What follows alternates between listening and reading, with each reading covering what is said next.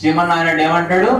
నాహం వశామి వైకుంఠే యోగినాం హృదయేనచ మద్భక్త ఎత్ర గాయంతి తత్ర తిష్టామి నారద అంటాడు. అంటే నేను వైకుంఠంలో ఉన్నాను. ఈ తపస్సులు చేసేటువంటి యోగులు, ముళ్ళు, తపస్సులు, రకరకాలైనటువంటి వారందరి హృదయాల్లో కూడా నేను ఉంటాను. ఎక్కడ ఉంటాను?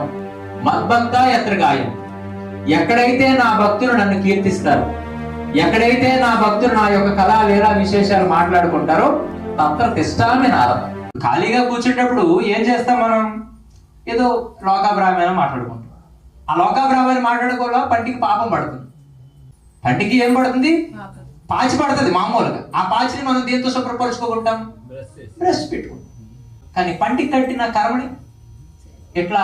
దైవనామస్మరణ చేత మాత్రమే కర్మను దూరం చేసుకుంటుంది. అంటే ఖాళీ ఉండేటప్పుడు ఏం చేయాలా?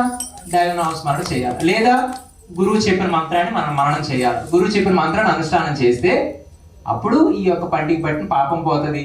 ఎప్పుడైతే ఆ యొక్క నోటికి కర్మ లేదో అప్పుడు మనం అన్న మాట శుభం అవుతుంది. ఎప్పుడైతే భగవంతుడి కోసం మనం ఎక్కువ ఆలోచిస్తామో మన కోసం భగవంతుడు ఎక్కువ ఆలోచిస్తాడు. అందుకే భగవద్గీతలో ఏం చెప్తాడు? అనన్యా చింతయంత్యో మాం ఏ జనా పర్యుపాసతే తేషాం నిత్యాభియుక్తానాం యోగక్షేమం వహామ్యహం. ఎవరైతే అనన్యమైన చింతనతో, అనన్యమైన భక్తి భావంతో నన్ను కొలుస్తారో, నన్ను సేవన చేస్తారో తేషాం నిత్యాభియుక్తానం, వారికి ప్రతి అడుగులో ముందడుగుగా నేనే ఉంటాను. ప్రతి క్షణము వారిని నేను గమనిస్తుంటుంటాను. వారి యొక్క పూర్తి బాధ్యత నేనే తీసుకుంటానని చెప్పి భగవంతుడు చెప్తున్నాడు అంత ప్రామాణికంగా. మరి దాన్ని బట్టి మనం ఏం చేయాలా?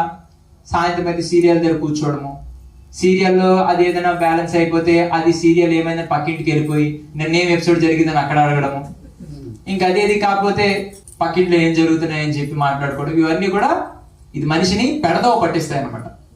అందుకనే విషయం బంధాసక్త నిర్విషయ ముక్తిరిష్యతి అని చెప్తుంది ఉపనిషత్ వాక్యం. అంటే మీరు ఎంత ఎక్కువైతే విషయాల కోసం మాట్లాడుకుంటారో మీరు అంత బంధాల్లో పడిపోతారు. మీకు అంత సంఖ్యలు, మీకు అంత కట్లు పడతాయి. నిర్విషయ ముక్తిరిష్యతి అంటే మీరు ఎంత అయితే ఈ పూర్తిగా ఈ బంధాలన్నిటికీ దూరం అవుతారు. మీరు బాగా గమనించండి. మీరు పడుకునేటప్పుడు ఎంత కష్టాన్ని పడొచ్చినా ఎంత ప్రశాంతంగా పడుకుంటారు కదా?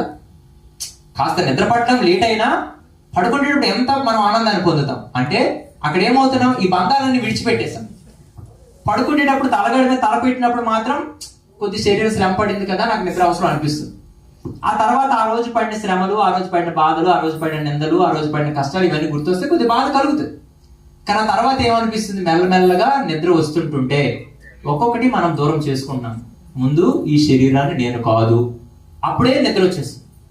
ఈ శరీరం మన కాదనుకుంటే నిద్ర వచ్చేస్తుంది. కొంతమంది ఫోన్ మాట్లాడుతుంటారు పడుకుంటప్పుడు. అంటే తను కాదు, వదిలేశాడు.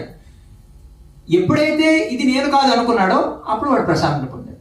ఎప్పుడైతే ఇదే వీడు కాదు అనుకున్నాడో, ఈ మేలు నేను కాదు అనుకున్నాడో, ఇంకా భార్య లేదు, కొడుకులు లేదు, బండి లేదు, బంగారం లేదు, సెల్ ఫోన్ లేవు, కార్లు లేవు, ఆస్తులు లేవు, వీటి పట్ల ఆలోచన లేదు.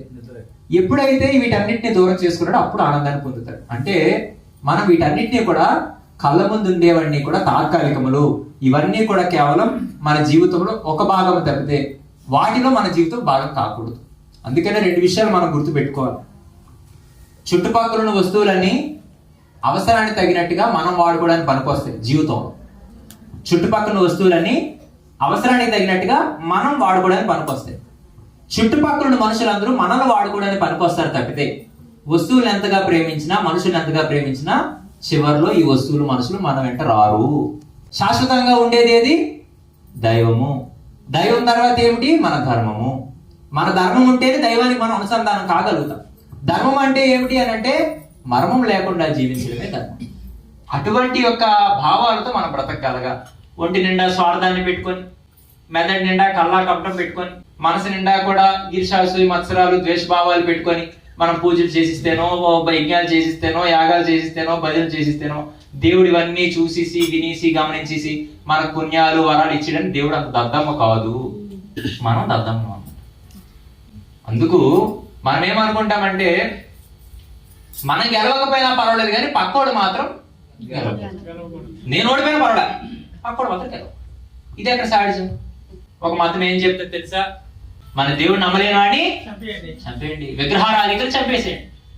ఇంకో మతం చంపక్కర్లేదు, భయపెట్టేస్తారు. విగ్రహారాధన చేస్తే నరకానికి పోతారు. ఇదొకటి. కానీ మీరు దైవాన్ని నమ్మకపోయినా పర్వాలేదు, కానీ మిమ్మల్ని మీరు అమ్ముకోకుండా మీ నమ్మకంతో ఆత్మవిశ్వాసంతో బతకమని హిందూ ధర్మం చెప్తున్నాను. దైవం కంటే ముందు మనల్ని మనం నమ్ముకోగలగా, మన ఆత్మవిశ్వాసాన్ని కట్టుబడి బ్రతకాలి. దేవుడి దగ్గరికి వెళ్ళిపోయి చేతులు రెండు చాపేసి నాకు ఇది చెయ్యి వచ్చి అంటే దేవుడు ఏది చేయడు. నువ్వు ఒక మార్గాన్ని ఎంచుకో, అది మంచి అయినా చెడైనా నీ ఇష్టం. అది మంచి అనుకో, నీకు భగవంతుడు ఆ రకంగానే సహకరిస్తాడు. చెడు అంటే తను ఆ రకంగా సహకరిస్తాడు. భగవంతుడు కేవలం మార్గదర్శకుడు మాత్రమే, మార్గ నిర్దేశకుడు మాత్రమే. మార్గం మాత్రం ఎంచుకోవాల్సింది ఎవరు? మనం. అందుకే భగవంతుడు ఎప్పుడు ఎక్కడ ఎలా ఎవరికి పుట్టాలో నిర్ణయించుకునే అధికారం మనకి ఇవ్వాలి. అంటున్నారా మీరు?